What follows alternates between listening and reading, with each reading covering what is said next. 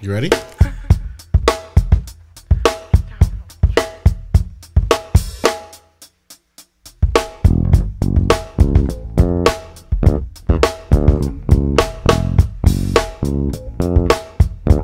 Welcome to Read the Bible with me, with Steve Hernandez. I'm Steve Hernandez. Thank you so much for joining us. Please subscribe at YouTube, Apple Podcasts, Spotify. We're up to 200 subscribers on YouTube. Not in my wildest dreams. Not in my wildest dreams did I ever think I'd have a YouTube show, okay? You know, it takes cameras, money, a lot of work. But I thank God I have the help of the producer god over there. I'm talking, of course, about Gerardo Alarcon. How you doing, Gerardo? I'm blonde today, dude. This blonde motherfucker. What is this guy on the wrestling team? You know, is the season about to start, huh? I didn't understand what you were saying about that. When I was in high school and we had the wrestling team. You had hair. Yeah, we had hair. We'd always all shave it, or we'd all dye it blonde. Oh, okay. That's a very, it's a West Covina thing, I guess. But other people do that too. But thank you so much for subscribing. Thank you for being here. I have shows. I'm in Chicago right now. If you're watching this on Monday or Tuesday, I have a show tonight at the Comedy Bar, 8 o'clock. Please come out, Chicago. And then tomorrow, 2 great shows. One at the Lincoln Lodge at 8, and then one at the incredible Beat Kitchen at 9 o'clock. So please come out, Chicago. I love you, but not as much as I love our very special guest. I do love them, and I felt weird even saying it right now because I don't think we've ever had a real conversation. But this is the time, okay?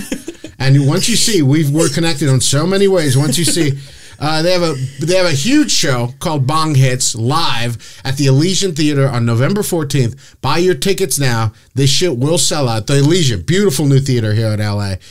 Without further ado, please give it up for the Jesus in Camirin Farmer. Hey, Cam. I love you too, Steve. Why do we love each other so much? I don't know. I guess we're just so bonded in so many ways. It's just love felt. It is love felt. And I first met Camirin. They reached out to me.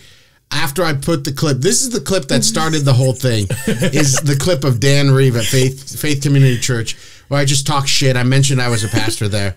And then Camirin reached out to me and told me that that's the church that they went to? Yep. So what the fuck? Yeah. I mean, are you from West Covina? Where are you from? I'm from Pasadena. Yeah. For a year, we lived in Azusa. Yes. And when we lived there, we started going to Faith.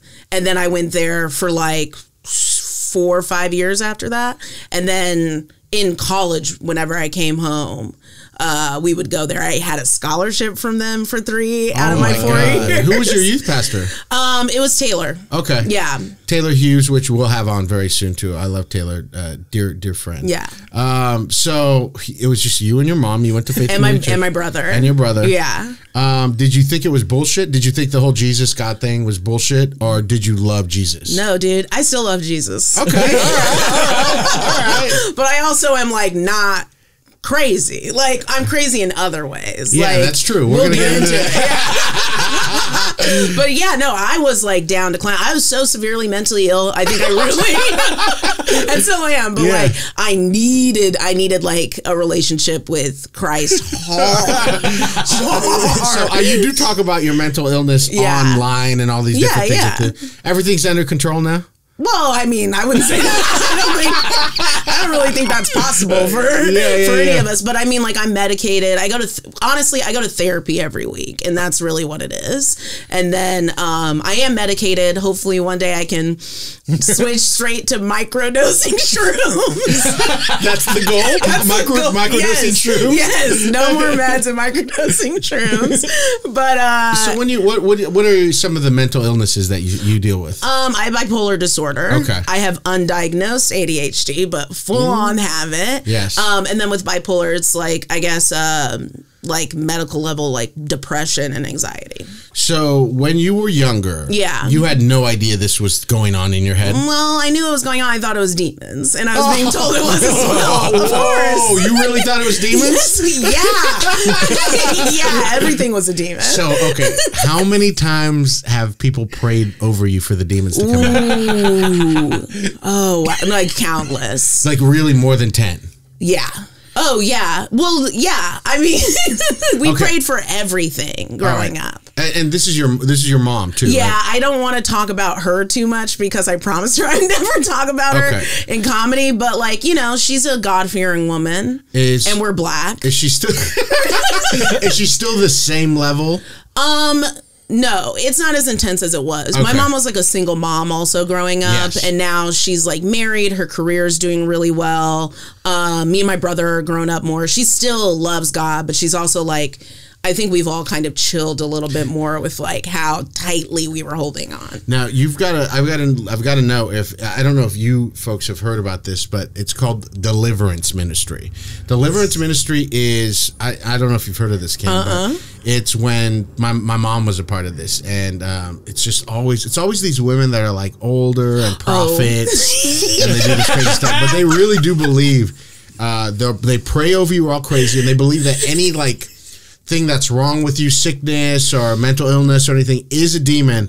They pray over you, and Gerardo, a big part of this is that you like end up throwing up. So they bring like they have a trash can and stuff. They pray over you so hard that the person's like, oh, they're like, ah, and then the throw up is like, look at it, there it is, right there. That's your sin. That's your mental illness. My mom still believes in that stuff. I mean, if I saw that, if somebody prayed over you to get illness out of you and you threw up, I would believe them immediately. Yeah, absolutely.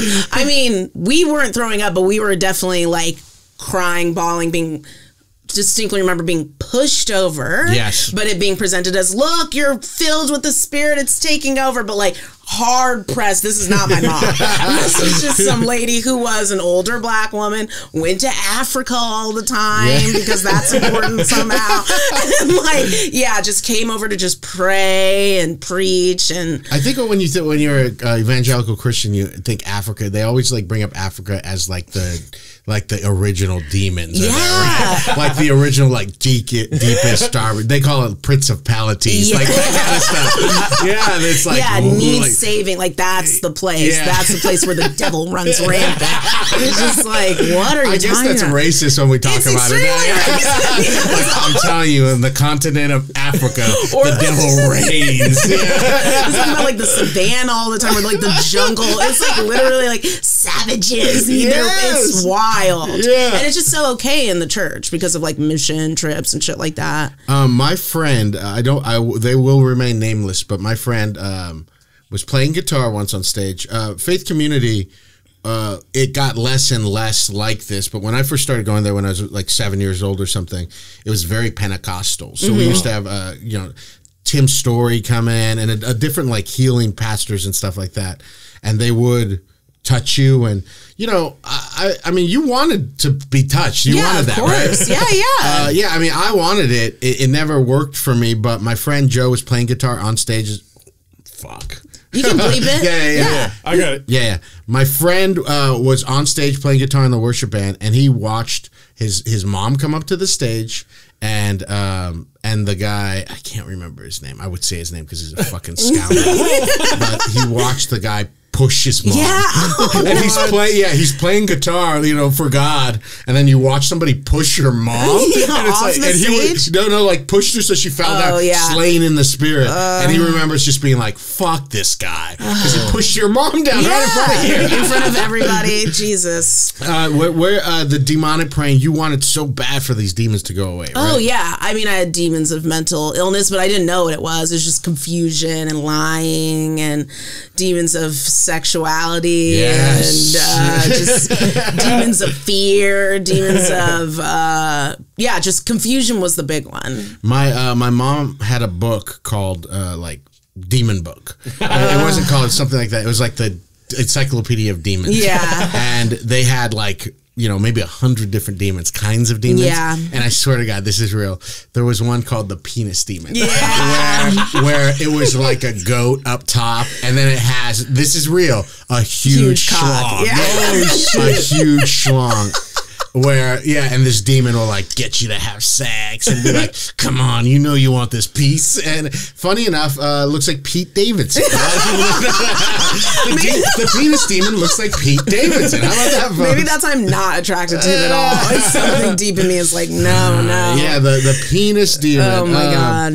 But what a scary time. I mean, you know, when you look back at this stuff, it is heartbreaking. It's got to be heartbreaking to you, for yourself and for your family. Because, you know, we're laughing now, but you were desperate for like a healing, right? Yeah. Desperate for just like some peace of mind in any way. And like and I'll say, like, I do love God and I love Jesus and I very much believe in God. And I believe Jesus is one of the many prophets that have been brought down here to like preach that God loves us, because that's pretty much what he's like. Love God, love each other. That's all you got to do, and do your best. And so I do think it did provide me like a through line of peace that I really, really needed. Just having like a relationship with someone that I could trust, or at least like an entity I could trust, had a bigger plan going on, or could see more than what I was seeing, and just having faith that like there was more to than just what I was experiencing, or there was a reason or something. And I feel like in the person that I've become, I'm really grateful to have had that foundation of just like faith and trusting in something bigger than myself. Yeah. Did you ever feel like God or Jesus was judging you?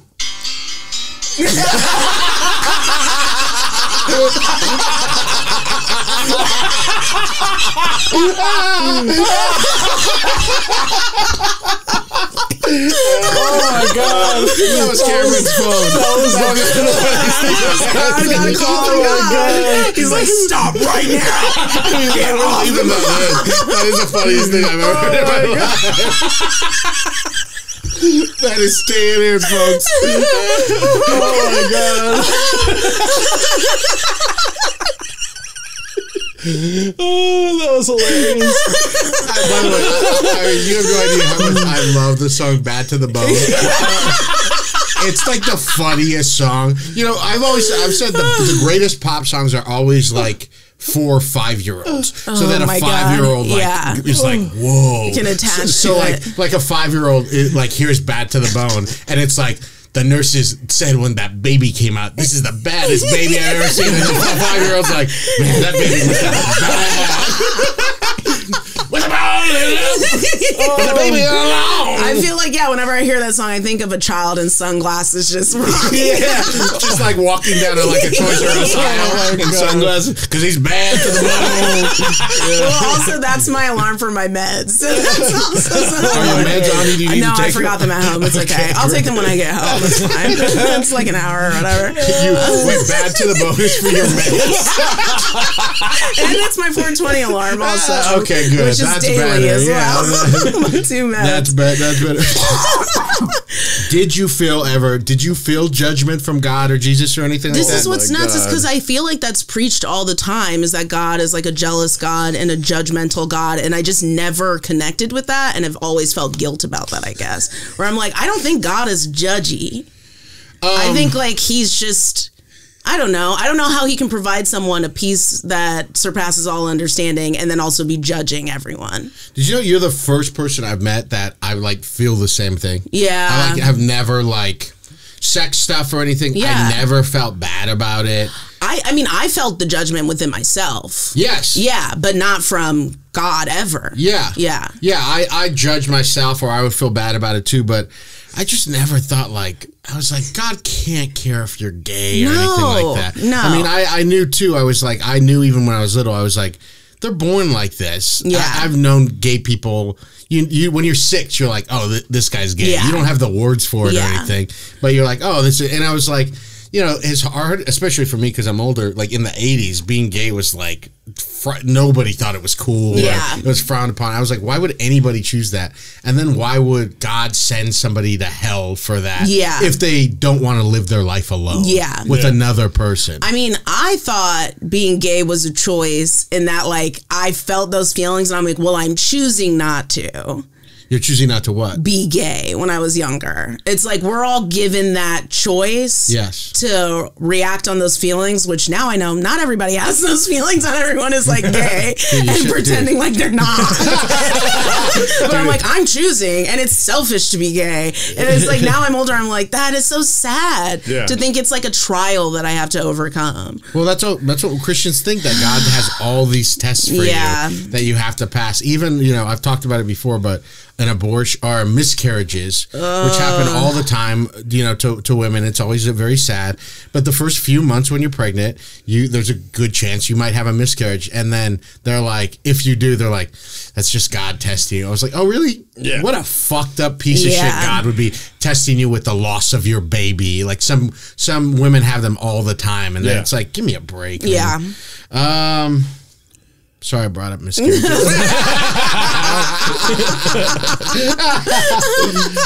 But you didn't feel any of that judgment. I'm lucky I didn't ever feel judgment from God or Christ either. I really just have always taken to heart the idea that God is the perfect father. You know, Jesus called him the perfect father. And why would a perfect father is loving and good and only wants the best for you? Yeah. So even that, I've always felt that even about sin, is that it's just holding me back and keeping me from being happy. You still believe in sin? No. No. I mean, like, I think I guess, like, it's weird to call it sin. Okay. I think it's just there are choices, and you can do choices that are bad-minded or with the intent of harm or the intent of hurt, or there are choices where that's not happening. But I also feel like in what sin is, I can't really believe in that being like a person of color looking at like the world through the eyes of like what Christians think sin is, because there's so many people who have to partake in sin in order to just like live their life, and their intentions are not to harm other people really. It's just to survive or deal with, like, you know, the hands that they've been dealt. And so it feels good to fuck and to get drunk sometimes. And to do all like you know, quote unquote sin. And sometimes that's like the lowest. Like I think about that with food a lot. You know, food's my big struggle. And you know, it is sad to me that I'm wired this way where, like, you know, because I think about, like, it had to be when I was little. Yeah. I was like 5 or 6. My mom's getting abused. We're getting abused. Yeah. And like, I'm just like, I don't want to feel this way. So you reach for sugar or something like that. Because that's the earliest drug you have. Yeah. And so even now, like, sometimes I'll just get food to make me feel better. And I'm like, as looking at myself doing that, I'm like, well, I think it's sad. Yeah. But I also think it's sweet, too. I always like try to think of us like, I think of people as monkeys because we are an animal still. Yeah. Our brains just got too big. That's what I think. And so if you just saw like a monkey like in a cage and they were like, you saw them go over there and they were just eating some bananas to make themselves better, but you'd be like, oh, that's okay. But that's okay, you little monkey. Like, eat the bananas. Yeah. I mean, I think it's more of an intent. That's where sin lies, if it were to lie anywhere. Do you mean like I'm going to maliciously do this thing? Yes. And that is such a rare thing for most people. For most people. Yeah. And so, I don't know. I also, you know, I struggle with food. I denied myself a lot of it growing up, and then I've overindulged, still dealing with that. Yeah. But it's like I think I'm just been so wired, and maybe it's like quarantine and taking more drugs and then having time to actually like forgive myself for stuff. But like I have for so long been so wired to just shit on myself for any decision that I make, especially if it's indulgent or I perceive it to be indulgent. And then that's just not, well, I'm a human. We're going to indulge. That's just part of humanity. That's part of like the original sin, if we're going to look at it that way. So I can't be mad at myself when I'm trying my best, and sometimes I fuck up by eating, you know, a whole thing of gummy bears. I mean, it's so funny too, because I'm trying to be softer on myself too about that kind of stuff, and it's like, who cares? Who cares? Like, nobody cares. And if you care, that's your shit, dude, and it's fucked up, and that's your demon that you're getting over is caring about what I'm doing. Nobody in my life cares except for my dad. My dad, dude, can you believe my dad still yesterday? My dad loves me and he'll do anything for me. This motherfucker's been giving me diet advice for 35 years. He cannot stop giving it. And I've told him too, like, Dad, you can't, you do. He knows I'm in good shape. I dust him in hikes. Yeah. And yesterday he's still like, he came over and he's like, he's like, Bear, he's like, he'll be like, you know, I've lost a little weight. My dad's like ripped. If you guys were to see him, he's like pretty ripped, but he got up to like 205. He likes to be 195. He talks about this stuff all the time. And he got to 205. He's like, so I've been dieting and stuff. And he's like, Bear, this was yesterday. He's like, you know, I just ate less food. And I was like, Dad, this is the first time I said, Dad, are you truly, really trying to give me diet advice? Because I've talked to him. And he's like, no, I'm just saying. I'm like, Dad, you need to shut the fuck up. Yeah. I said that to my dad for the first time, but I said kind of laughing. But I don't talk to my dad that way. And I was like, you're going to have to shut the fuck up. Yeah, sometimes it's an important boundary. I think also, like, I have someone in my life who is not my mom, but like who will just all of a sudden randomly be like, here's a fast to do. And I'm like, what in the fuck? I didn't ask for this. If you talk to me about it, that's not going to help the situation. Yeah. Why do you give a fuck? What does how I look have to do with you? But it's a hard boundary, especially with people who are like really close to you, to just be like, shut the fuck up. He's the only one that ever says anything. So to me, it's almost like laugh out loud. Because I'm like, I'm charismatic. I mean, you're probably the same. I'm beautiful and I'm wildly charismatic. It's fine. You know, I feel bad. I'm getting there. Yeah. You know, I feel bad for. It's just the ugly fatties. You know, Dude. Those poor people. I'm just kidding. I'm right here. I know how rough is that. They're just like, whoa. I'm fine. Like, yeah, right. You're fine. Look at that face.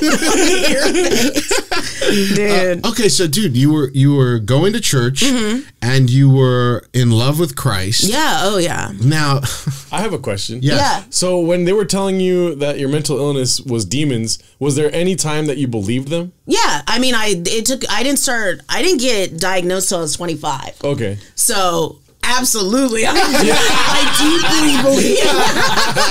Well, because it wasn't even presented as mental illness. It was just like all of a sudden I didn't know what the fuck was going on. Yeah. Like, what did it feel like? Walk us through. Well, what I was that just feels like stressed out all the time. I was confused all the time. I had trouble paying attention to stuff. I would lie, but only because I wasn't like getting work done or doing stuff, and then I would just not be able to do it, which was ADHD, I know now, and my moods would just go up and down, and I knew it was depression, but like there wasn't any, it's new that it's existing in the Black community, mental illness. It's definitely. new that we even name it that. Oh yeah. Mexicans, we're not even on there yet. Yeah, I'm telling you. Yeah, I mean, Latinx people are so fucked up. They're like, they're still like Catholic. Yeah. I mean, it's even when 25, so that's 5 years ago when I took meds, my family was like, I don't know, be careful. And I'm like, dude, I promise you this is what you want. I promise you this is answering the questions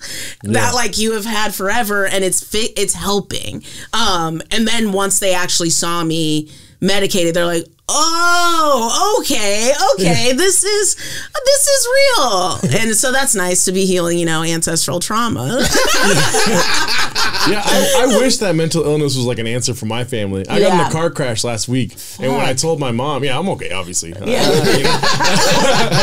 a car crash, bleach your hair. No, I told my mom, and the first thing she asked me, she's like, are they going to pick you up and take you to jail?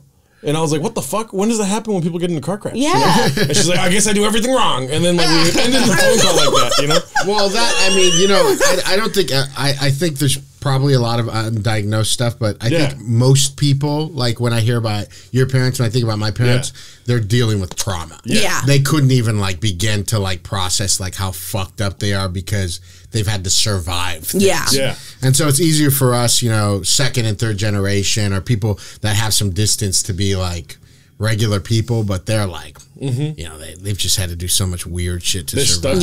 Yeah. I mean, it's hard, especially I think the hardest thing is recognizing the trauma, because like, if you don't see it as anything negative, you just see it as like part of your story or part of your history as a person or something that had to happen, or you don't even remember it because it was just fundamental in who you are today. Examining that shit is fucking scary. And like picking it apart, especially if you're older and you don't necessarily have to, and like your parents didn't or their parents didn't, it's scary shit, but it's rewarding to feel like free. I love like not feeling, I guess, like,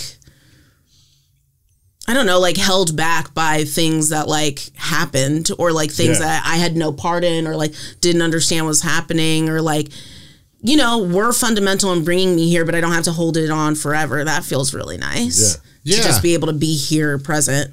And, because you're diagnosed and everything, if you're having a terrible day, you could just be you could separate yourself from that and say that thing isn't me. Yeah, I mean, I can get there eventually. Yeah. But then recognizing that is so healing. Like, even if I'm like on a bad one and I don't know what's going on, and then I'm like, oh, fuck, I am depressed. I'm in a depressed state.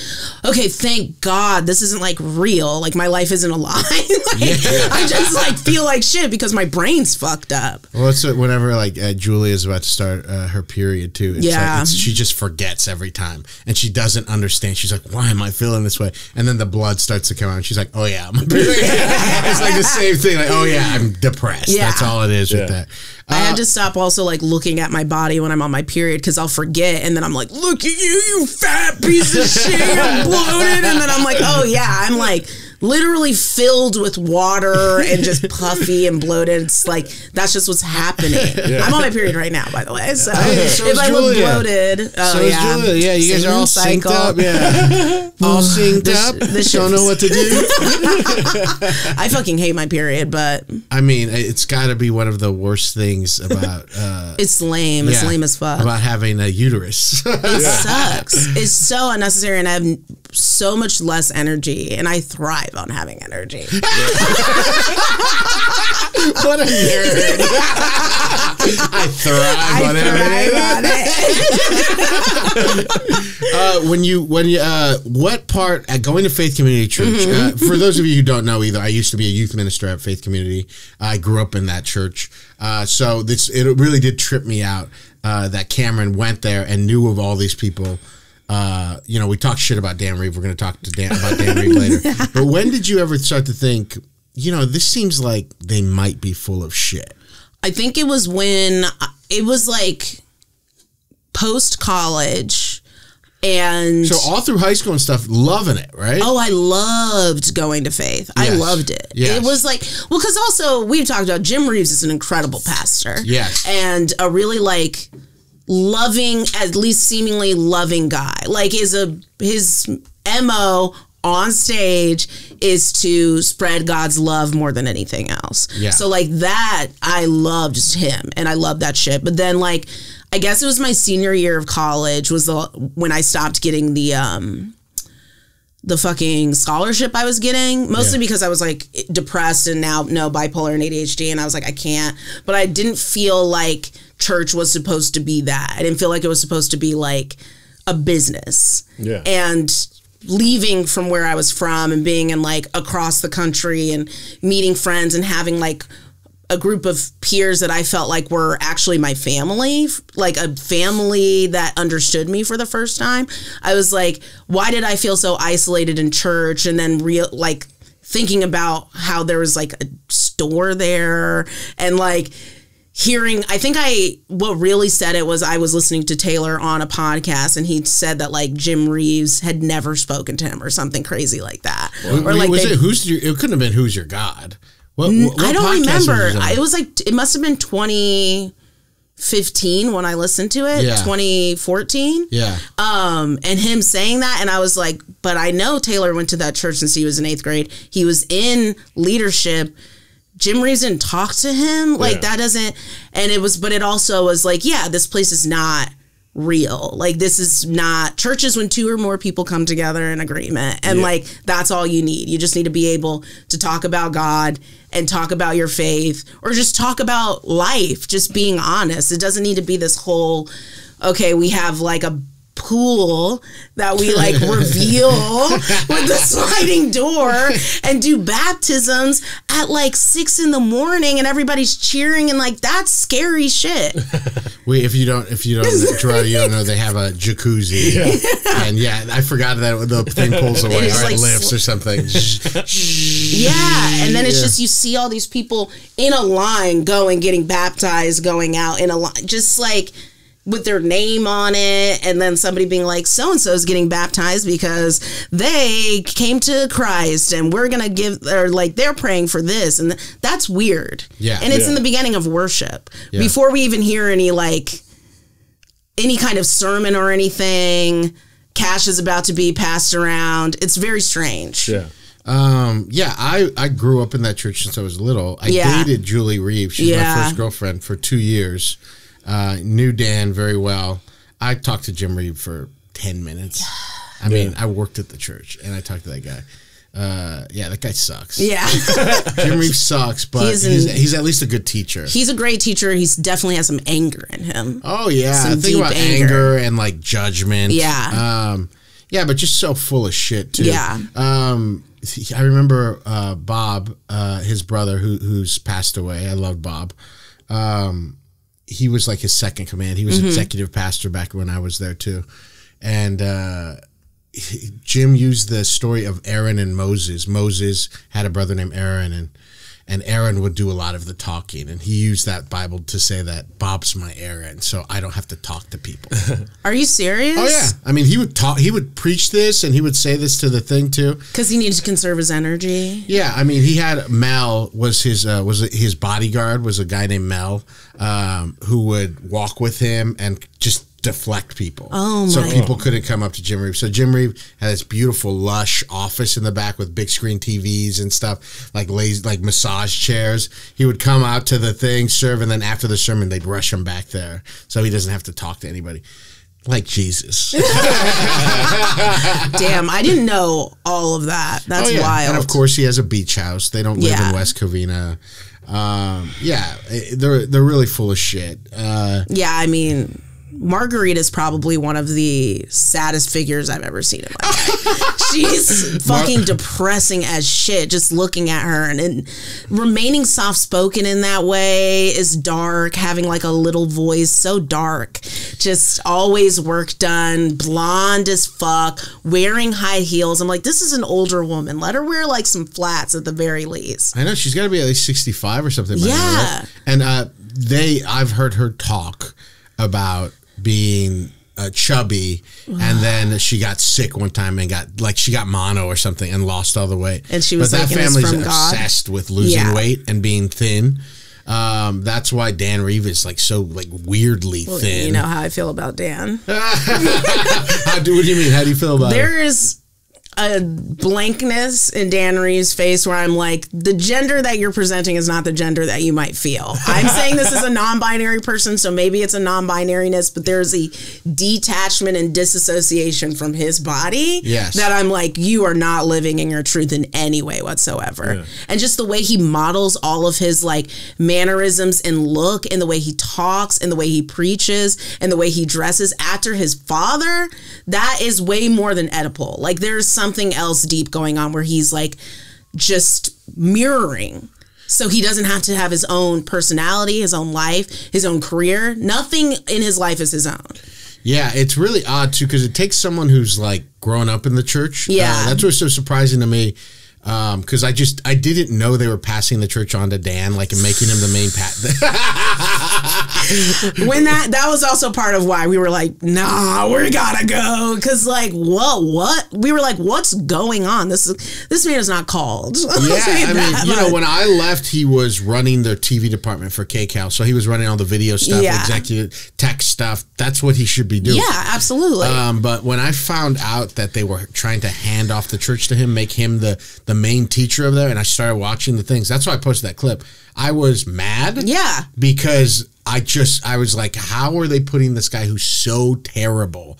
I mean, that is just Jim Reeves' pride right there, and wanting to have complete control still of the whole thing. Because it should be Jeff also. Well, you know, Jeff got in trouble. Yeah, well, that's why it's not. Yeah. Jeff got in trouble. Yeah, I don't want to talk about Jeff. Yeah, sorry. He's not in the ministry anymore. So you're lucky, Jeff. You're spared. And Jeff is human. And then I still love Julie. Julie, if you're out there, I know you're hiding somewhere. Your family's got you in some fucking bunker. I love you still. I would love to have lunch with you. Yes, I'm poly, but you know, it doesn't have to go there.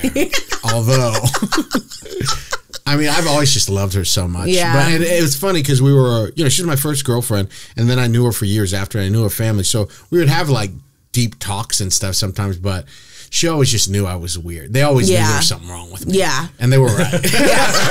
Christine Kane from Hillsong, Don't tell me anything bad about Christine Kane. I mean, she's a shill for fucking Hillsong, so she sucks. Yeah, ultimately, she's a corporate person, you know. That's true. But this is so funny. I love this because you're one of the only people I can talk to about this stuff because you know all these people. But Christine Kane was so funny once she came to the thing. Her husband, I love her husband. Yeah, they're both great. Yeah. But they suck too. But she came and she was prophesying over all the staff, and she got to me, and she like looked at me and she was like, I can't. She said, you have a very strange spirit. She really said that. She's like, I can't nail it down. Everybody, she's like, Gerardo, she's like telling everybody like, oh, God's going to use you for this. And she gets to me and she's like, can't nail it down. She's like, I'm not going to say what I'm being hearing. So maybe God is real about that stuff because they knew. Well, I'll say she's a fucking prophet, dude. She rocks, but that is, I mean, so maybe she knew. I think she might have. Yeah, I mean, that is so funny. I think she has like a Grecian, like gypsy spirit in her. Oh, she channels that, yeah, but that's the thing. Yeah. I mean, I do believe that's. I'm not kidding when I talk about this. My mom being a prophet. I obviously. I don't think there's a spirit thing happening. There may be an energy thing we can't comprehend, but I also think that some people's brains, and this is Malcolm Gladwell's Blink, some people's brains just pick up on so much information and we interpret that as like, oh, I'm a prophet. I hear that. Their brain is just subconsciously picking up on all this stuff and able to, then you're like, oh, I know this about the person, but your brain's really doing the work. I hear what you're saying. I believe that it's a spiritual. Fully. I love how Cam's like, sure, whatever. Malcolm Gladwell. Yeah, no, I know it's magic. It's magic, you idiot. You fucking idiot. Where's the moon? Where's the ocean? Well, yeah. I mean, like, it's like, whoa, that was like, but like, you know, I'm also like a black person from America.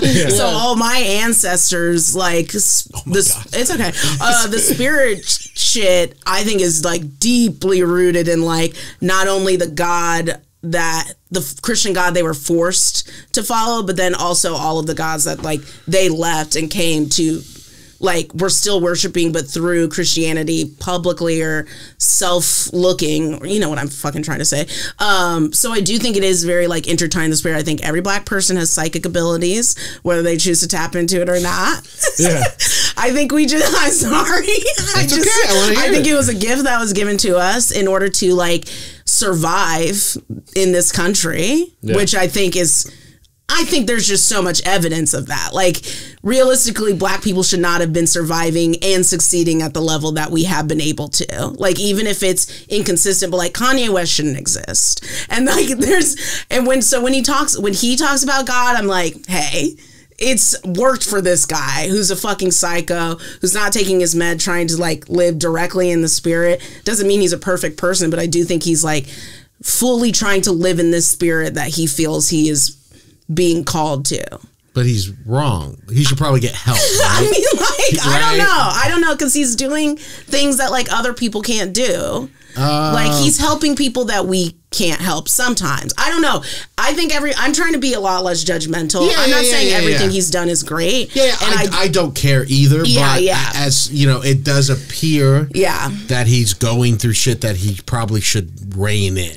Yeah, but also if he feels like, hey, he has the freedom and the money not to have to. Yes, you're and I was right. thinking about this last night because I guess he was on a podcast and I was like, I'm going to listen to this randomly.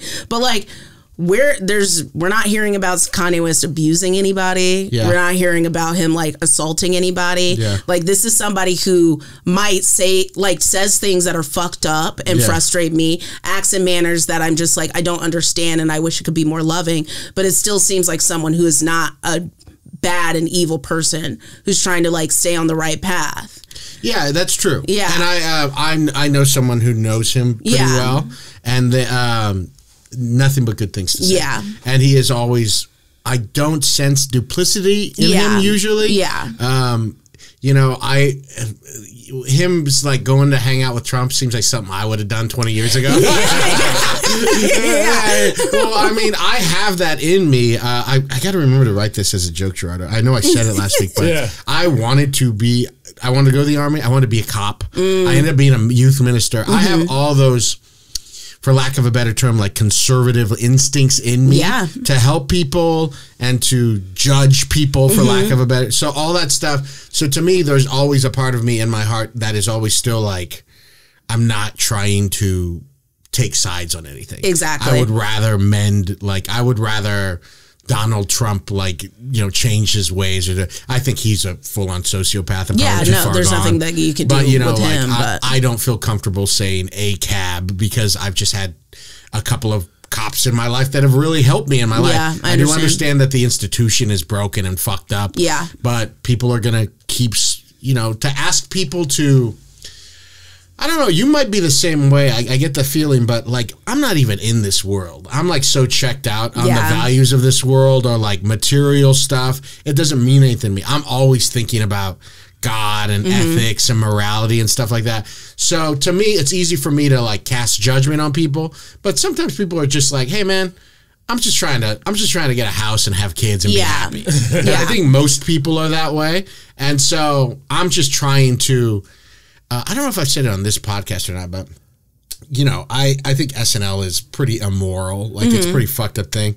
But when James Austin Johnson got it, I was, like, so happy for him. And I was just like, fuck it. Yeah. I was just like, I don't care. James brilliant, and this is the perfect vehicle for James Austin Johnson. So, like, why am I, who am I helping by, like, railing against that? You got something to say? What? Yeah, so I'm glad you brought up black magic or black people using magic. Yeah. I was wondering this whole time, like, do you guys know anything about Haitian Voodoo? No, and so I won't speak to it. Oh, okay. I always, because we were talking about mental illness and whatnot, and Haitian Voodoo, from my dumb knowledge of it, is all purely physical, right? Like you can put needles in people's like shins and shit. You don't know. I don't know. I have no clue. Sorry. No, it's okay, but we gotta stop it. Is what I'm saying. But they don't give you like mental illness ever. They can't like. We don't know. I don't know. If we were a different podcast, we'd be going off right now. Is that even? Would you be doing voices? Accents. Is that even religion? Or no? Yeah, I think so. Yeah. Yeah. I know that it's like a religion that's followed in Haiti, in like fucking New Orleans, in the islands and stuff, but I just don't know too much about it. I know it was influential in Bossa Nova jazz, and that's what No, I mean, that I do believe, when you're talking about black people being psychic and everything like that, I do think that still feeds into the theory I was talking about before, where like women are so intuitive because they've had to be worried about getting murdered and raped the minute they saw anybody walk by them. So they're not intuitive, like, you know, you could say it's from their heart, or it's also, but as being a woman animal, it's like they're just very aware of what danger feels like, all that stuff. So that's where I think that comes from. Yeah, too. I hear what you're saying. Yeah. So that kind of a thing, but we'll never know, will we? No, we won't. I guess we never will. And I'm very open to that too. I like not knowing. How about that? No, but that's what I think. Also, like, speaking to what you were saying of like, earlier about like not judging people, but just trying to withhold that judgment too. It's like everything is a lot more gray than I think that the world is operating in right now, even for like the good or the left side. It's like there can't just be rules. There can't just be boxes that we put people and things in, because I know I contain a ton of multitudes, you know, and I'm sure every other person does. So like, if every person in earth, then every institution, then every like thing can contain multitudes. Like, I got really excited about SNL because Sarah's on it, who's like, out of everybody I know, not the person I would have thought to be on it, but also the person who I think deserves it so much. And I was like, yeah, why not change SNL in this small way where, like, if somebody looks up Sarah, they're going to have to find out what socialism is, you know? Like, bring that to the mainstream. So it's like, it's hard not to judge something real, especially I'm Virgo and I like to discern, I guess is what I'll say, and come to a conclusion that I think is like what's happening. But also, like, I'm only coming from my own understanding, and we're only here for a limited amount of time. Time is like eternal. Like, the things that are affecting us now are not going to be affecting people even 50 years from now.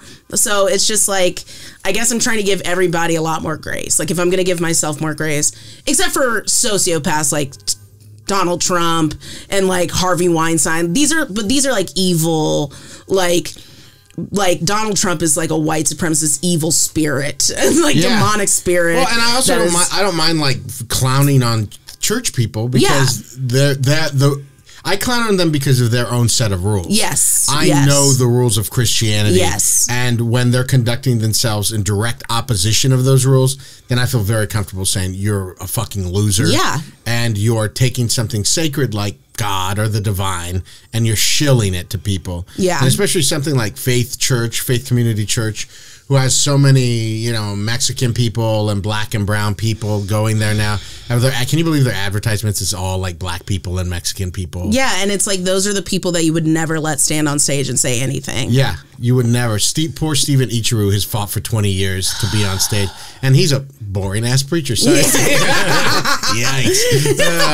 But it's like, they're like, you can direct traffic and where cars are parked, like literally. Yeah. You can dance around for the TikToks. Yes. But Jim, there's no way Jim Reeve doesn't have friends. Dan Reeve doesn't have friends. No. They would never be friends with a Mexican person. They're just like lonely, broken, I don't want to say sociopaths, but something close to that. Something close to it. Yeah. And I get, if we're going to talk about sin, Dan Reeves being the new preacher of Faith Community Church is a sin. That took a while for me to get through that sentence. That's all right. That's all right. That's a sin. He should not be. There's nothing but ego and pride and like nepotism, and nothing sacred is happening there. He is... What the fuck? I know we're going to talk about it, but it doesn't make any fucking sense. Even with the history of the church, so many other people could have like stepped into that spot who are called to, or at least have some charisma. Yeah. Like something. But that would take giving up control. They don't know how to do that. Which, there you go, there's sin. Yeah. I say we call the Haitians to voodoo.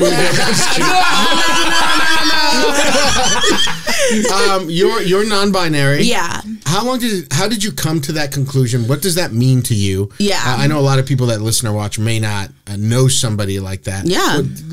Unroll it for me. How old were you? Talk to me about it. Yeah. I mean, this is all very recent too. I would say like when I came out to my mom, I was 25. I came out to myself and then very shortly finally came out to her. Something I never thought was going to happen. And that was more of being like bisexual, which now I'm not. I'm pan because I'm like, I don't know how I can be genderless and then be like, I like women and men. Like that's crazy to me. And the only difference between bi and pan is you're just saying, I'll fuck or fall in love with anyone. With anyone, as long as they're down and we have a connection. We don't care what kind of parts you have or what you identify as. Yeah. It could be, you could be a man with a pussy. Yeah. And I'm into that kind of thing. Yeah, you could be a nothing with huge jugs, you know, like me. I'm a nothing with huge jugs. I didn't think that would be, I've never heard someone say a nothing with huge jugs. I'm like, oh yeah, I'm for sure into that. Yeah, I think it's like, with the speech of non-binary being part of the equation, I think within the last 5 years I've leaned more and more into it. But I think like I had a really strange upbringing. I lived in Pasadena, which is very about like old school gender stereotypes and like, you know, rules. And then I went to an all-girls school there for 6 years. So that really fucked me up with like, what is a girl? What is a female? And I just never really felt, I guess, attached to my femininity, or something. It wasn't where I lived. Like I wasn't comfortable in it. And I guess mostly what it is like, I don't want to be a part of the gender conversation. I don't want anybody to think of a gender, associate me with that. Any of my other like, you know, qualifiers, go ahead. I'm black, you know, I'm poly, I'm gay, I'm, you know, crazy, that's fine. But like when it comes to gender, it's just like, just please leave me out of the conversation. And I don't feel like, I just think gender is so, it's not real. And it's you can exist in anywhere in that spectrum or outside of it. So like where I choose to be perceived is just like not perceived. And even when it comes to that, even within each of ourselves, I think if gender is a spectrum, I think the spectrums exist in ourselves at times. Like I'm going to be a different kind of a way with different people also, gender-wise. So that's all over the fucking place too. And I also, I might hate women. I also... Whoa, we got an exclusive here. I did not see this. I didn't either.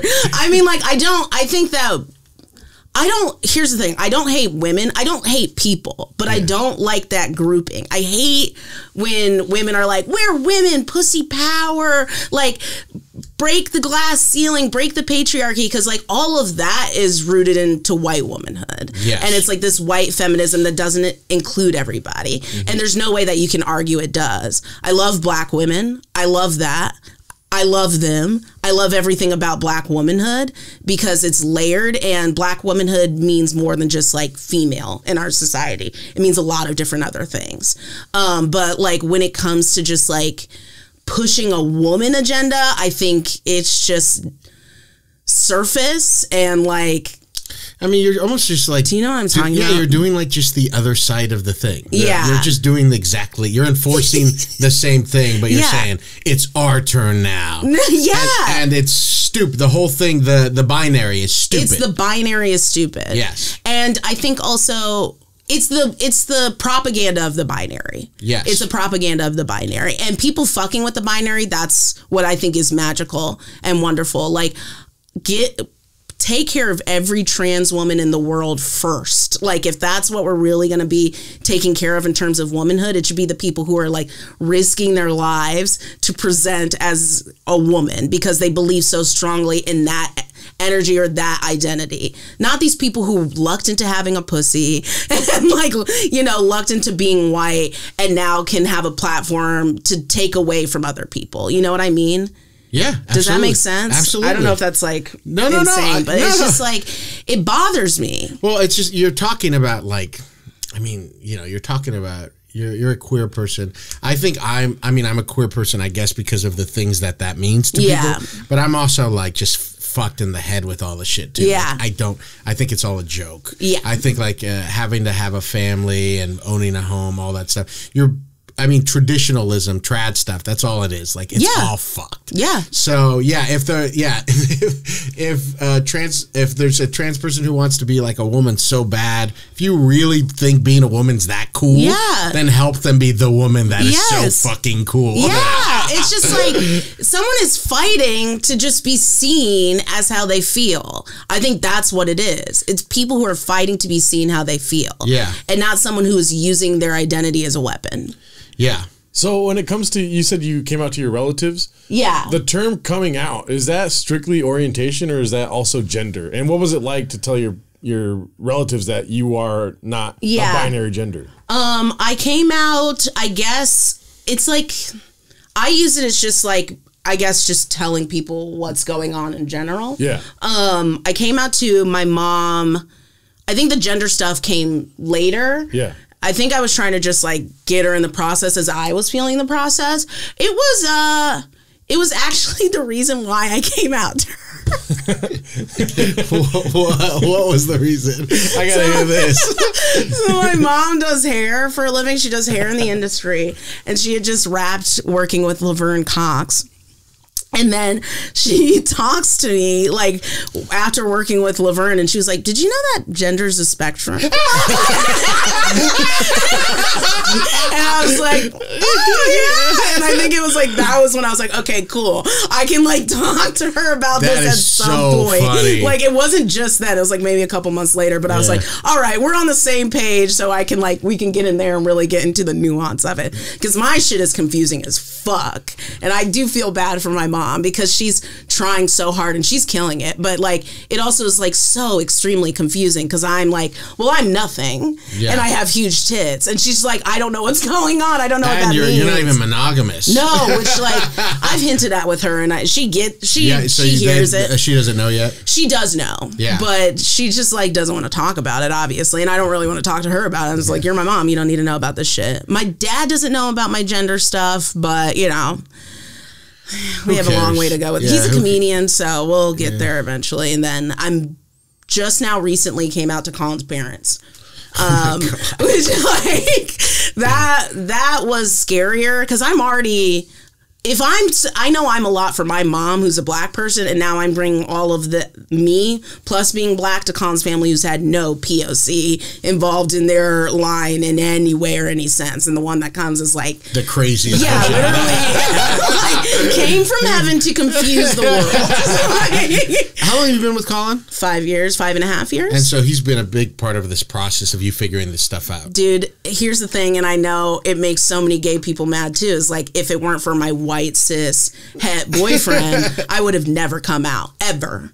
But it was because Colin truly has loved me without judgment as long as he's known me, and has always been so understanding and welcoming for like whatever this is, that like all those other barriers that I had put up within myself, I finally felt like safe and having someone who was just gonna love me no matter what. And like that's the reason why I'm able to, like, I was able to come out, and I'm so grateful to him forever. And you know, he's my number one guy. I love him so much. He's so cool. So how long has it been since you like came out to your family and whatnot? I want to say like in between 3 and 5 years, because I think I came out as like bi first, and then the gender stuff like trickling out. Like with Colin's family. You keep asking about this family stuff. What's going on with you? Oh, that's what the story is. She was telling us when she came out. It was a big deal when she came out to your parents, right? Well, to my mom, yeah. I guess it was like, it's all very. The thing too is like, I like to be more casual, but I don't even like talking. You want to be casual and you're wearing this blazer on the podcast? I mean, I wouldn't have thought casual. That's a full-on blazer. That's my casual blazer. Oh, okay. I'm bringing like casuality to the formal one has a rose. Yeah, the casual one has cat hair all over it. But it's like, this stuff is like, I don't know. I think that... So also, just because you identify as non-binary, that doesn't mean that you only find attraction in people that are the same part of the spectrum, right? No, I like everything. Okay. Everyone, everything. I don't care what the fuck is going on. Yeah. Every race, despite my sexual history, every race. I know I say every race too. Why are they always white? I swear I'm not into Asian women. Because we live in a white supremacist society. What do you expect? Well, because I think I also realize I've been attracted to something that I've wanted to be for so long, which is like a white teen male. Yeah, that's what I worry. I have a joke now that I say my wife's white, it's my greatest shame. Yeah. Because I didn't understand like internalized racism or anything like that. But it's also like, you know, we've been together long. I'm not going to break up with her because she's white. But I promise you, my last white wife, okay? My last white wife. Do Jewish women count as white? Jury's out, folks. The jury is out. What are the rules? You mentioned you're poly. Yeah. I'm poly. Yeah. So this is so rare for me. Gerardo's Catholic. I'm surrounded. His girlfriend hates that I'm poly. Sorry, Maria. I'm poly. Me too, Maria. I'm also poly. That's my girlfriend, you fucking assholes. He says when he's editing these things and I talk about being poly that she's always just like...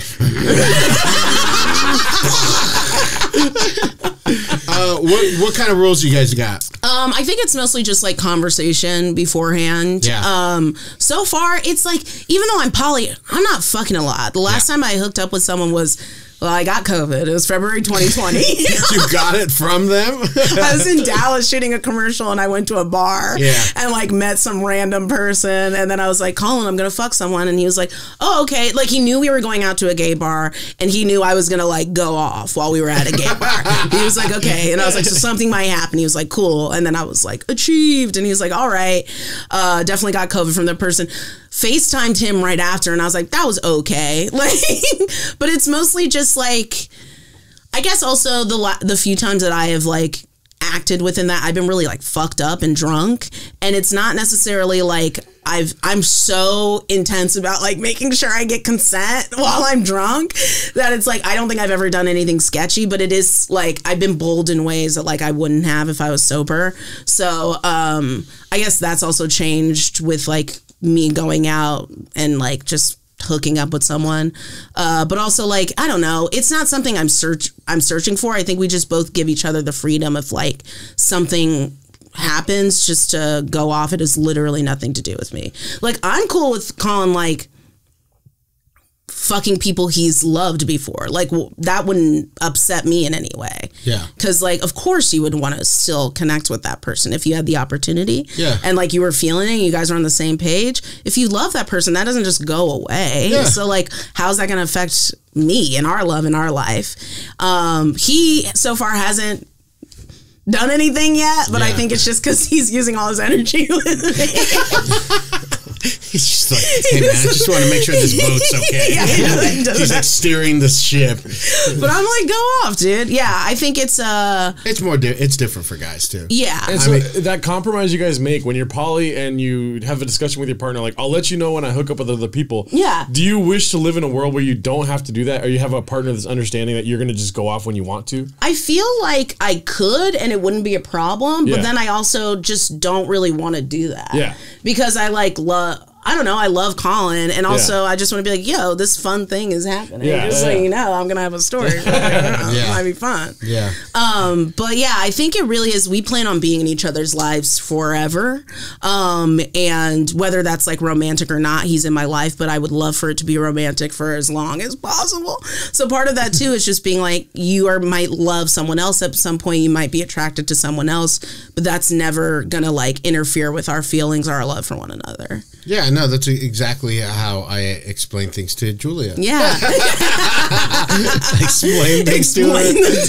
Yeah, I mean, she's very good about it, but she's not like me. So, but she, you know, before we got married, I was very much like, I've got to be, you've got to like assure me that this isn't something you're putting up with. Yeah. Yeah. And I believe that she's not. I don't think it's like as easy for her. So, you know, like Colin sounds like a dream, you know, God bless him and stuff. I don't know where he came from except for heaven, honestly.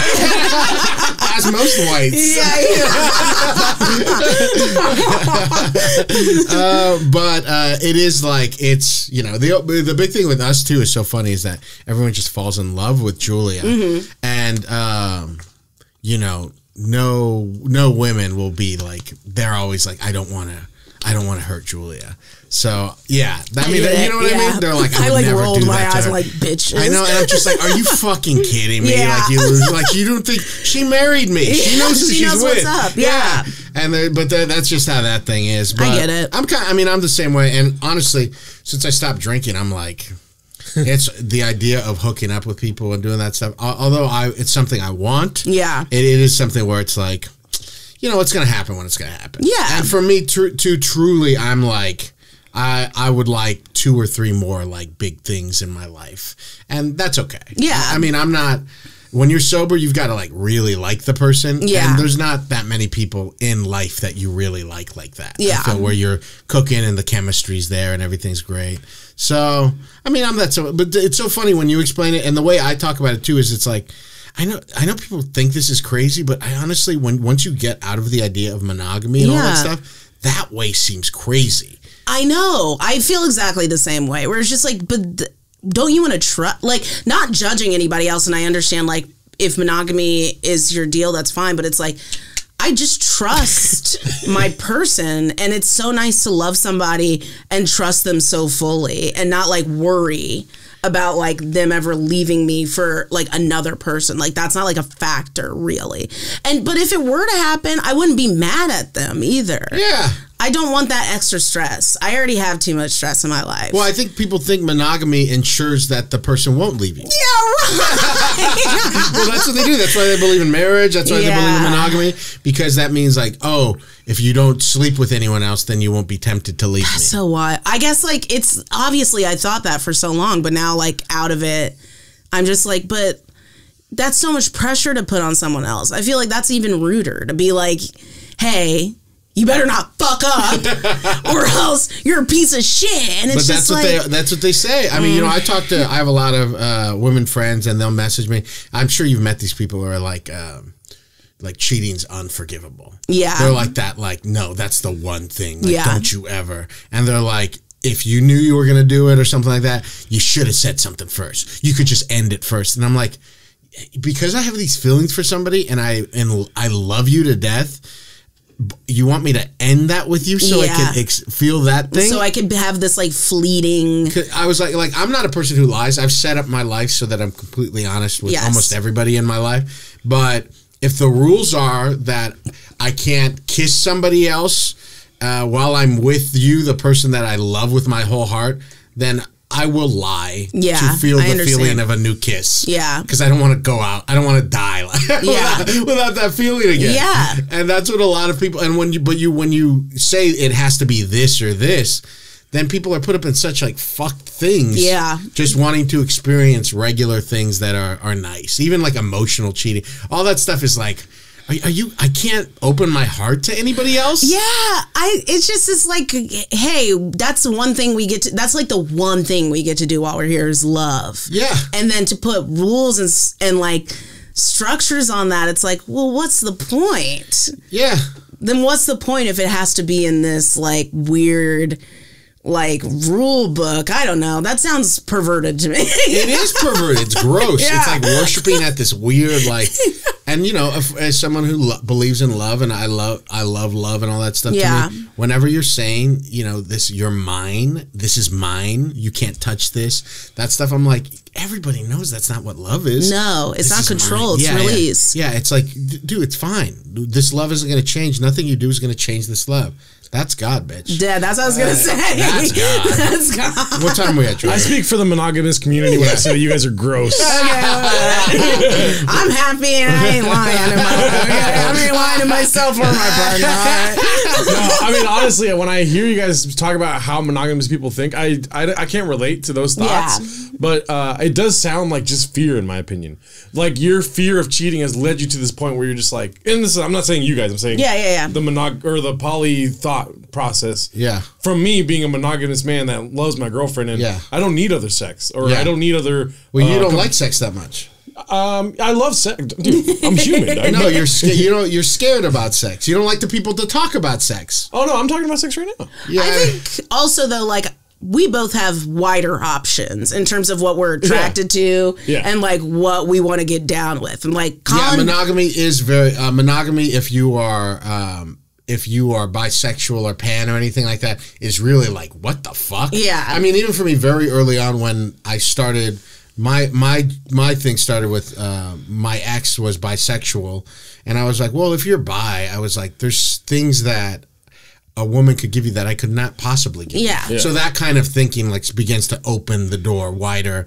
And once you do, you know, like I started off swinging, and I was like, oh yeah, swinging. I love watching my partner like getting fucked like by some new person. I'm like, oh, that's cool. You're having fun. It's super cool. I mean, swinging, like that's a group sex is like awesome. Like when you're like, because you're connected to your partner still, and you're watching them get fucked, and you catch eyes with them, and you're like, this is cool, right? Like that. You're like, this is pretty cool, and then they're just like, yeah, we're having fun. This is great, and it's like, oh yeah, this is just fun. Yeah, it doesn't have to mean anything.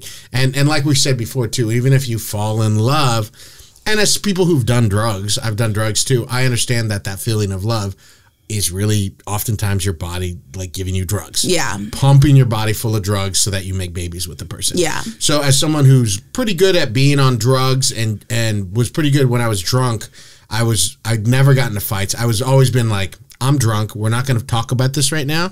And so that's what being in love is too. It's like, if I were to fall in love with someone, even though I'm with Julia, I would be like, all right, I'm on drugs. Yeah. My body's pumping me full of drugs right now. In 6 months, I'm not going to feel this way. So let's see what we feel like in 6 months. Yeah. So don't make any crazy decisions right now. Yeah. I mean, like, I'm always down. I guess, like, theoretically, I'm down to take on new partners. I don't really know if I have the time or the energy to. Yeah. Like, me and Colin we just turned 30. We're in like a weird pivotal place in our life where like we're getting a little bit more stability and then also at the same time have none at all. Yeah. So it's like I don't really have time to take on like a new person, but like I think I would like, if I were to have another person, it would be somebody who's looking for something casual or someone who wants like a physical and emotional connection with someone that is like has a limit though. And there are people like that out there who are just like, I can only give so much to one person because I want the rest for myself. And I'm like, okay, that's a person I'd be down with because I'm already giving a lot to somebody else. Yeah, I did. You know what the thing is too for us is that we have comedy. Yeah. So that is like for real the other partner. Yeah. And so yeah. So ideally for me, I would want like a few in life, like if I were to be able to do it, a few people with other primaries that I saw a few times a year. Yeah. So, you know, like once a month, that'd be cool to have a few people that, you know, oh, I love you and stuff, but you've got to have your own support system because I can't be that much. We could have a great talk with a fucking could be dope, but ultimately, like, you know, you can't meet my family. Yeah, no. I mean, you can't. Yeah. But I mean, like, yeah, the idea that relationships are. It's just the more you get into this stuff and you do it, the more you understand that time and money is like a real practical thing, and it's like I only have a finite amount of that stuff. Please go see Camirin at the Elysian Theater on November 14th. You can buy tickets online. Find her on the link. Where can we find you online?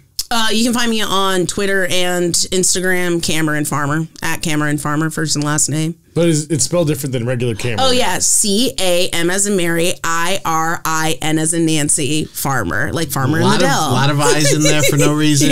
Just do it. You know, trust us. Gerardo, where can we find you online? G-E-L-O-L-D-O. And then, of course, I'm doing shows in Chicago tonight and tomorrow. Thank you all very much. We love you. Chatterbox is coming back December 26th, so get ready. Thank you so much for listening. Subscribe to us on YouTube, Spotify, Apple Podcasts. Thank you so much for all the support. We'll catch you soon.